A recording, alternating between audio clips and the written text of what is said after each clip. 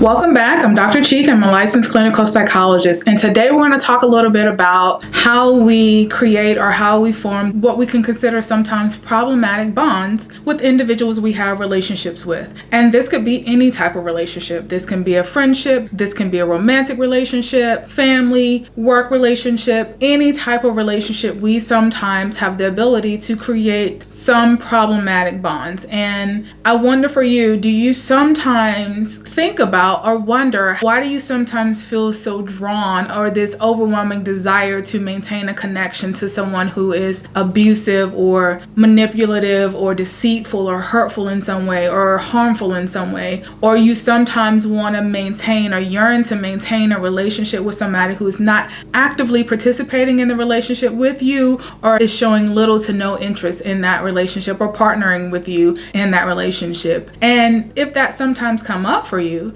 this may be due to a trauma bond. Now, you're probably thinking to yourself, what is a trauma bond? And some people have a misconception of what a trauma bond actually is or what trauma bonding actually is. I know, listen to the English language, it seems pretty intuitive and self-explanatory. Trauma bonding, that sounds like it means a bond shared between two people who have a similar trauma or shared trauma history or similar trauma history. And that's not the case. I know, sounds like that's what it should mean, but that's not what trauma bonding means. Trauma bonding is actually the bond or the attachment that we form to people who are abusive or harmful to us in some way. This term was introduced by Patrick Kearns, and the exact definition that was given for trauma bond is a dysfunctional attachment that occurs in the presence of danger, exploitation, or shame.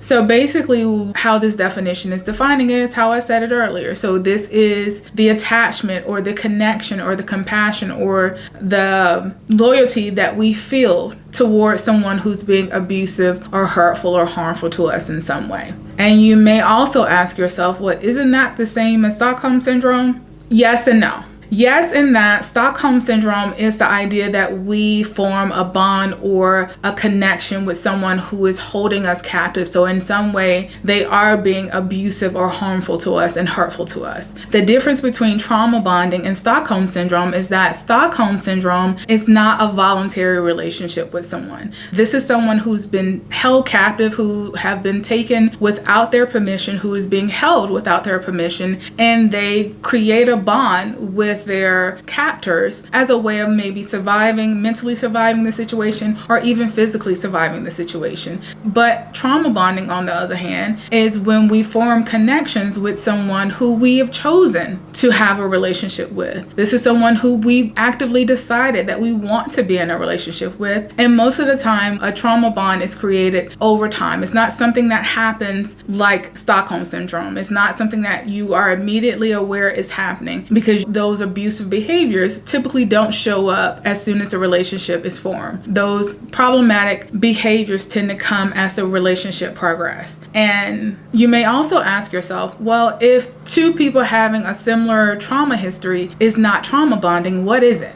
And that unfortunately does not have an actual defined term. In most cases, when people form a connection because they share a similar trauma history, they themselves are maybe in the process of trying to heal from that trauma or trying to process the trauma, and they may in some way inadvertently attract individuals who share a similar trauma history because they feel understood. And they feel understood because they have a similar trauma history, so they feel like this other person completely understands or can better understand what they're experiencing, maybe emotionally, physically, mentally, in many different ways. And that may be the case, that if you do run into someone who has a similar trauma history as you, they may have a better understanding of what you're going through. But what's problematic in that situation is that we sometimes confuse that understanding or that similar trauma history for more compatibility or for a stronger connection. We sometimes misidentify a similar trauma history with us being more compatible with that person or being more connected to that person. And that sometimes causes us to stay in these relationships because we feel like that trauma history that initially connected us together is meant to keep us together. And it's something that is saying that we are compatible because we have this similar trauma history. Now, could it be the case that two individuals who have a similar trauma history who are now repeating trauma patterns in their current lives by by attracting or starting relationships with people who falls into the role of abuser or someone who's being abused, that in and of itself could be considered trauma bonding. Because in this case, they're not bonding over the similar traumas. They are repeating traumatic patterns that they've experienced in life, which is now causing them to either take on the role of the abuser or the role of the person being abused. That in and of itself can be considered a trauma bond, but that's not the same as feeling like you have compatibility because you have a similar trauma history.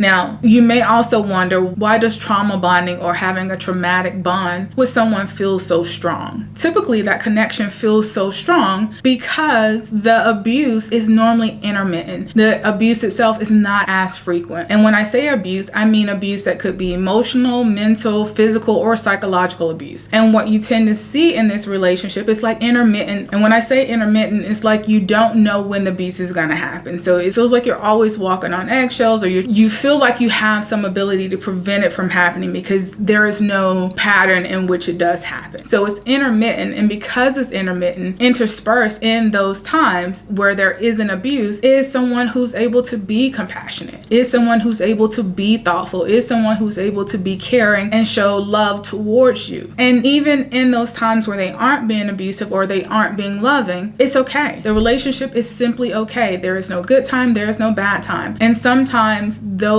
positive or those days when their compassion is present, or those days where nothing is truly happening, sometimes those days are more frequent than the abuse. So that connection feels a little bit stronger because you feel like you can still continue to maintain this relationship and build this relationship off of those more positive or neutral times. And we can sometimes highlight or make more effort to hold on to those positive or neutral experiences in an abusive relationship while also downplaying the abuse itself. And that's typically how the abuse cycle maintains or continues. And it's that inability to predict when the abuse is going to happen is what keeps that abuse cycle going. And it takes effort, and it can be challenging sometimes to break that cycle as well as to break that bond that you have with that person. And although it's challenging and although it takes effort, it is not impossible. So one of the ways that we can start to break that trauma bond is acknowledging and being aware of when we have a misplaced loyalty or compassion for someone who is very hurtful and harmful towards us, or damaging or dangerous towards us. And one way that you might notice that you have formed a trauma bond with someone or within a relationship is that you may start to notice that you feel a need to justify the existence of the relationship. You may start to notice that you feel a need to defend your partner against other loved ones or people who truly care about you that are questioning the negative behaviors of that partner, or questioning how that partner talks to you or behaves towards you. You may feel the need to defend your abusive partner to your loved ones, your friends, and your family members. You may feel the need to defend your managers or your co-workers' problematic behaviors to other co-workers as a way to kind of protect that person, when in actuality, you are typically the person that needs the greater level of protection. You may notice that you feel the need to downplay or to minimize the abuse that's happening, whether it's psychological, whether it's mental, whether it's physical abuse, while also highlighting the small or sometimes maybe large efforts people make to be compassionate or to be loving towards you in these types of relationships. Those are some of the things you might want to start to notice in order to start acknowledging and being aware of when you are putting misplaced loyalty and compassion and attachment into a relationship with someone who is being abusive towards you. And a part of acknowledging is also knowing when we need to seek help. And that help could look like going to therapy. That help could be going to a support group. That help could be looking for shelters or other community resources whose primary focus or their primary focus is on addressing abuse or helping those who've been abused. And I want to add a caveat, because there may be times where your life is in danger. And if this is the case, I want you to actually seek help to prepare to start to break those bonds, because because breaking those bonds could put you in greater danger. So seek help as safely as you can so that you're able to implement strategies that you need to start to break these bonds, to start to break the cycle in a way that's helpful and healthy for you, but it's also safe. So what I hope you learned from this video today is that trauma bonding is a connection that we form towards people who are being abusive towards us, whether that's emotional abuse, psychological abuse, mental abuse, or physical abuse. Trauma bonding is not Stockholm syndrome. There's an aspect of trauma bonding within Stockholm syndrome, but it's not the same thing. And also, trauma bonding is not forming a bond with someone because you all have a similar trauma history. When we're talking about trauma bonding, we need to acknowledge when we feel closely connected or we feel attached to someone who has the ability to cause some type of damage or danger or exploitation or some type of harm. We have to first acknowledge that we're in that type of relationship. And when we acknowledge that we're in that type of relationship, then we can start to seek help. Is a trauma bond capable of being broken? Yes, but it does require effort and it can be challenging, but it is not impossible. It is something that can be done. So as always, feel free to jot down any thoughts, questions, or comments you have below. I hope you've taken something that's useful from this video today. I thank you for taking the time to listen, and I'll be seeing you again very soon. Thank you.